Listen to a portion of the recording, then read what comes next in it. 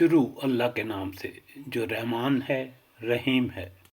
یقین جانو کہ نبی عربی صلی اللہ علیہ وسلم کو ماننے والے ہوں یا یہودی عیسائی ہوں یا سابی، جو بھی اللہ اور روز آخرت پر ایمان لائے گا اور نیک عمل کرے گا، اس کا اجر اس کے رب کے پاس ہے اور اس کے لیے کوئی خوف اور رنج نہیں۔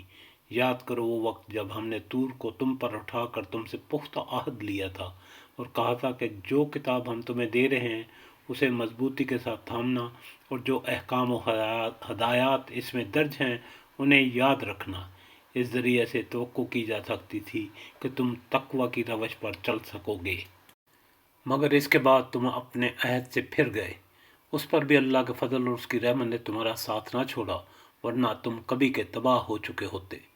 پھر تمہیں اپنی قوم کے ان لوگوں کا قصہ تو معلوم ہی ہے جنہوں نے سبت کا قانون توڑا تھا۔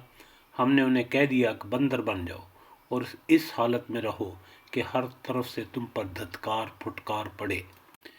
اس طرح ہم نے ان کے انجام کو اس کے زمانے کے لوگوں اور بعد کے آنے والی نسلوں کے لیے عبرت اور ڈرنے والوں کے لیے نصیحت بنا کر چھوڑا۔